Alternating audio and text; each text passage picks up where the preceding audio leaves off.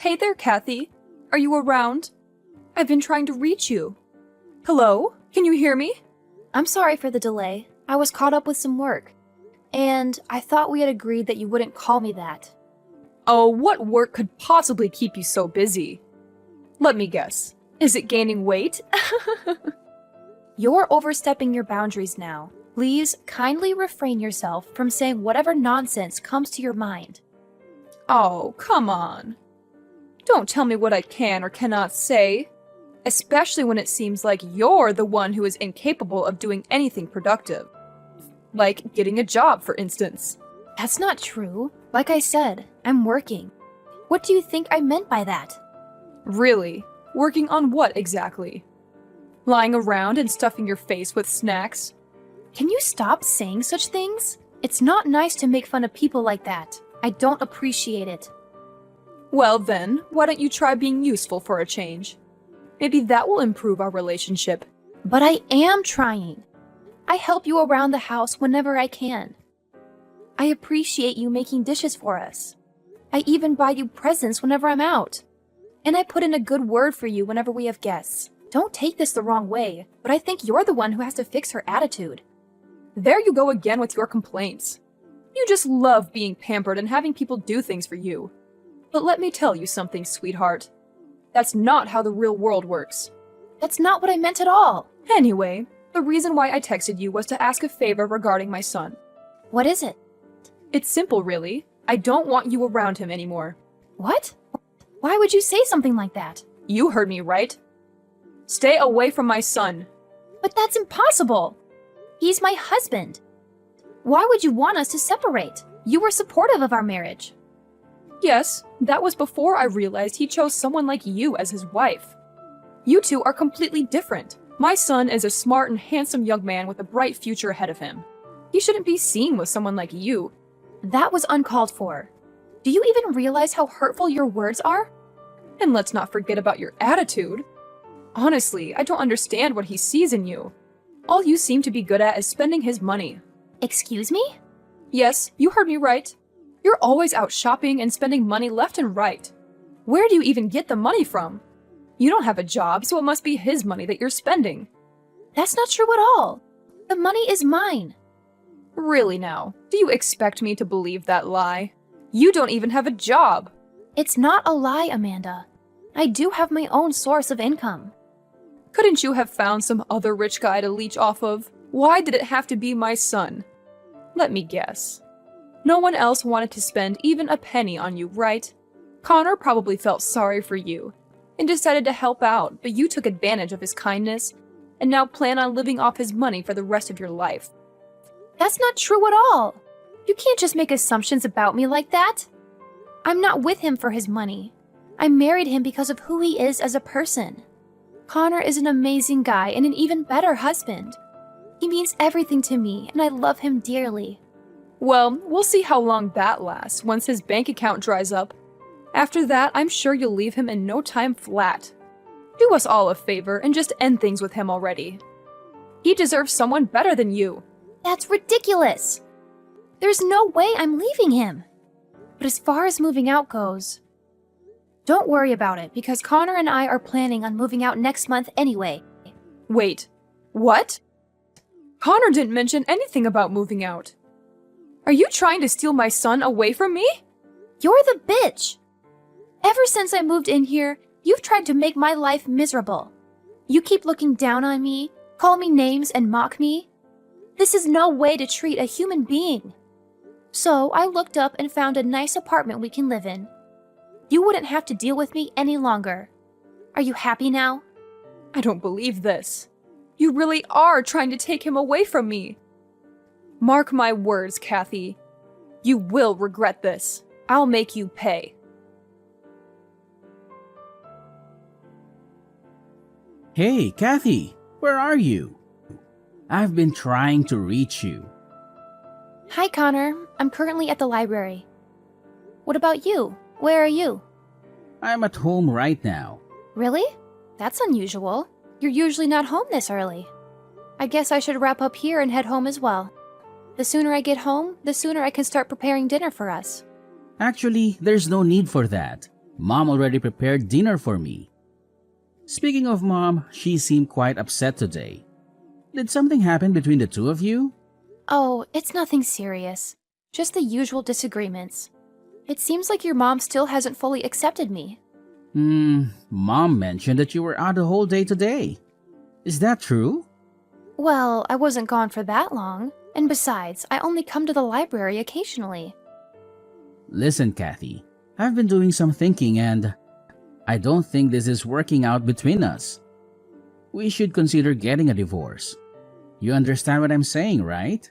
What? No, I don't understand at all. Why are you suddenly asking for a divorce? Because I don't love you anymore. What do you mean by that? Just last night you told me that I was the light of your life. That was before I found out what happened. Why? What happened? This is all so sudden. Hang on, let me get back. We'll talk about this face to face when I get home, okay? No, it's not okay. I've made up my mind and my decision is final. But why? As your wife, don't I deserve to know why you want a divorce? Because you're useless. You don't help around the house. You don't care for my mom. Hell, you don't even take care of yourself. Just look how much weight you've gained. You weren't this big when I married you. I'm trying my best to help your mother around the house, and you know it.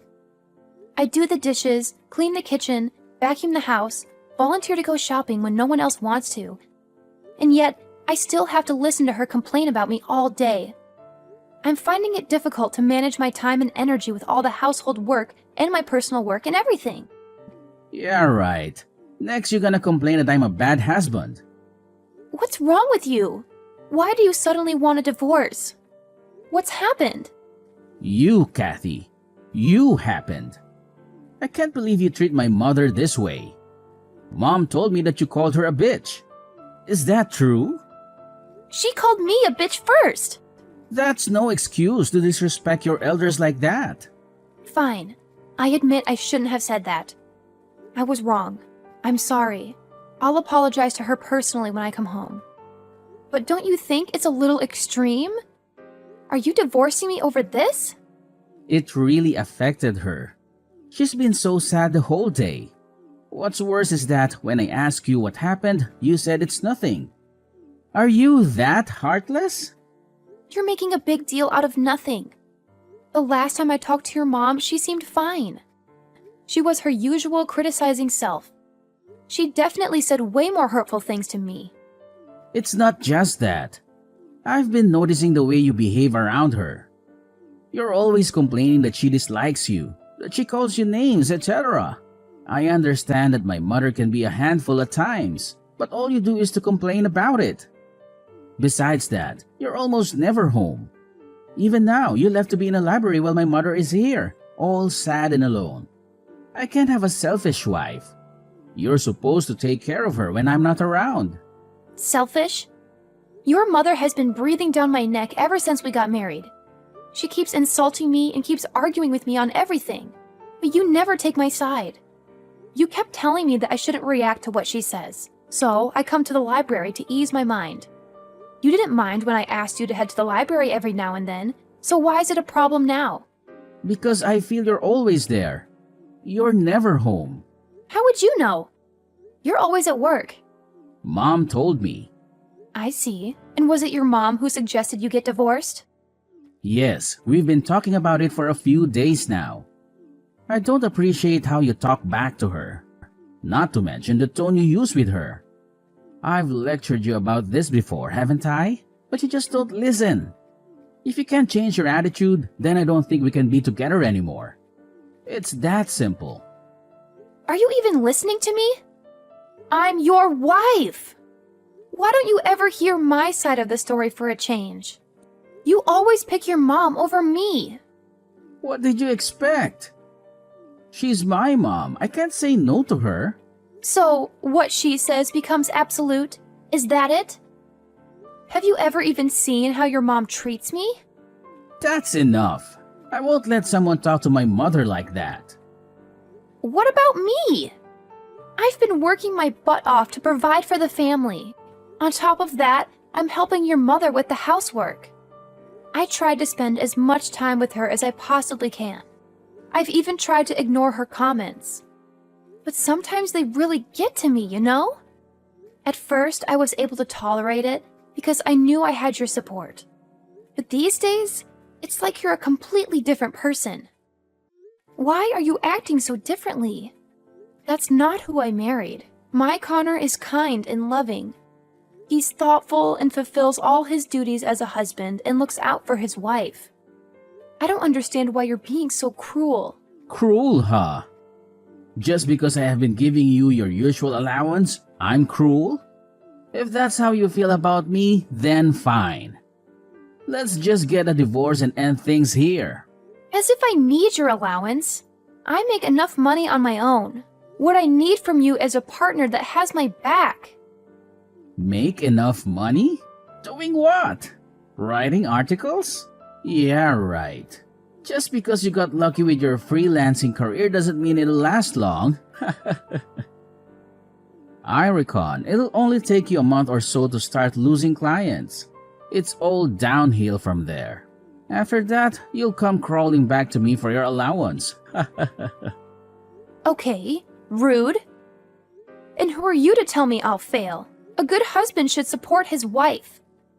And what is it with you and your mother looking down on me all the time? I'll have you know that my clients are very loyal to me. More than you've ever been. But as far as the divorce goes, then fine. Let's get divorced. Wait, really? I can't live in a household where all its members look down on me. If you can't treat me right, then you are in no position to call yourself a worthy husband. Uh-huh. Anyways, do you think you can move up till the end of the month? I want to start my new month fresh. Don't worry, I'll leave.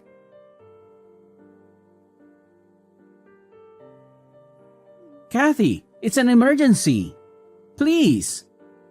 I need you to lend me some money. It's urgent. I'm not helping you pay for your wedding. How did you know? I didn't say what it was for. Your mother contacted me earlier. She tried to guilt trip me into giving her money. She said it was for your wedding and that I should be happy for you. I turned her down. Look, I'm sorry that I divorced you, okay? I know you probably still have feelings for me, and I understand that. But there just wasn't a future for us, you know. Well, okay, Mr. Delusional. Are you done? I have other important matters to attend. I get that you're jealous of my fiancé. But it's okay. The least you could do is see me happy, right? This is your chance. If this is some messed up way of apologizing, then I'm afraid you're a little late. Please, just listen to me, okay? I never wanted to divorce you. Mom made me. What was I supposed to do? Oppose her?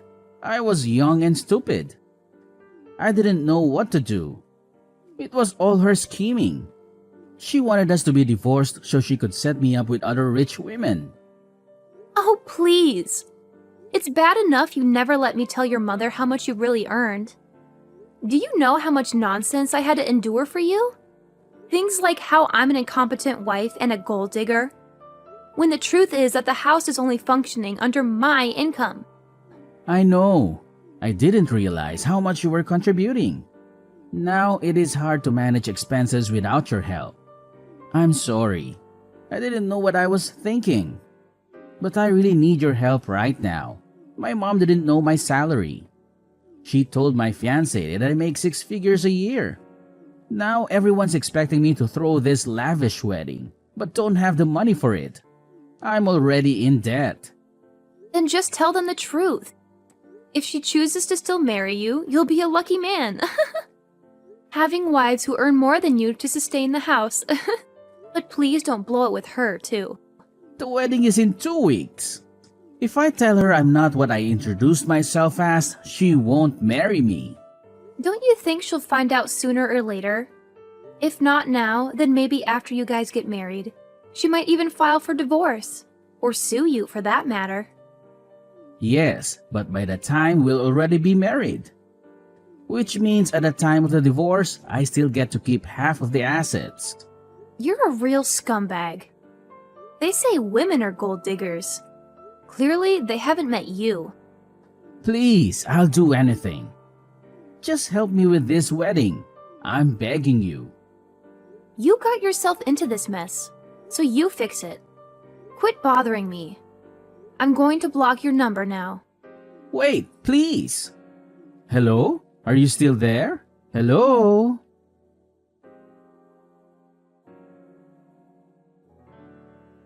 After that, my career really started to take off. I was getting more and more clients who wanted me to write articles for them. I even had to hire a few more employees to keep up with all the orders. I was making more money than I ever dreamed of. I was able to buy a nice apartment in the city, a new car, and some designer clothes. I hadn't started dating anyone yet, but I planned to do it as soon enough. This time I would be looking for someone far more trustworthy and loyal than Connor could ever be. Someone who would love me for who I am and not for how much money I make or how much I weigh. As for Connor, he had to sell his house to pay for the wedding, but that still wasn't enough. He had borrowed a lot of money from his friends and relatives, but he couldn't pay them back. When his fiancée found out he wasn't as wealthy as he said he was, she dumped him immediately. Not only that, but she also sued him for fraud. She claimed that he had lied to her about his financial situation and that he had tricked her into marrying him. She demanded a huge amount of money as compensation.